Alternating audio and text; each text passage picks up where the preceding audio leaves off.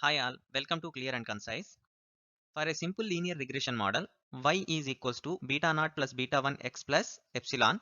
Here, x and y are variables, beta naught plus beta 1 are model parameters, and epsilon is the error term, which is a random variable with zero mean and constant variance, which is independent of x.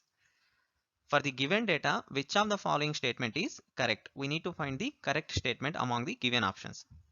First option is error term must be normally distributed, which is wrong. Generally, in a simple linear regression model, we assume error term is normally distributed, but it is not mandatory to have normal distribution of error term. Now let's see second option. Expectation of y for the given x is equals to 0. Now let's check it. Expectation of y for the given x is equals to, expectation of y is given in the equation here, beta naught plus beta 1 x plus error term. For the expectation, we have expectation of x plus y plus z, where x, y, z are random variables.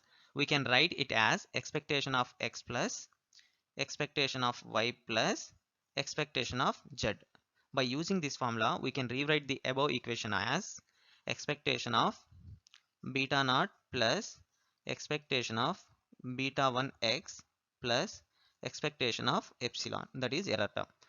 Here beta naught, beta 1 are constant, so expectation of any constant is constant itself, so it is beta naught plus expectation of beta 1 x. We have assumed that x is already given some real value, so it will be beta 1 x, as beta as well as x both are constants, plus expectation of error term. Expectation of error term is mean of error term, which is 0. Here it is clearly given, mean of error is 0. Mean of error is 0. So we can neglect this term as it is 0. Therefore, expectation of y for the given x is equals to beta naught plus beta 1 x. So the second option is also false. Now third option, x must be normally distributed. Here x is a variable. We generally call it as regressor in linear regression models, regressor.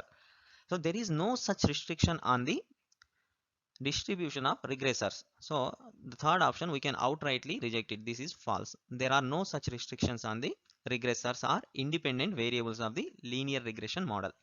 Now let's look at the fourth option. Variance of y is equals to sigma square. Let's verify that. Let's find the variance of random variable y. Variance is defined as expectation of random variable minus its mean whole square. We have mean of a random variable y, just now we have obtained, that is expectation of y, that is equals to beta naught plus beta 1 x, and from the problem we know y is equals to beta naught plus beta 1 x plus error term. Let's substitute these two in the above equation. We will have variance y is equals to expectation of y, that is beta naught plus beta 1 x plus error term minus expectation of y, that is mean beta naught minus beta 1 x whole square. Beta naught gets cancelled, beta 1 x gets cancelled. We will have expectation of error term square. So this is equals to sigma square, as they have given in the problem.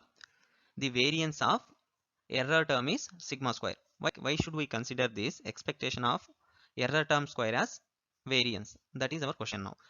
Let's see. Here, generally variance of any random variable. In the problem, it is given that error term is random variable. So, variance of error term is defined as expectation of error term square minus expectation of error whole square. So we know expectation of error is 0.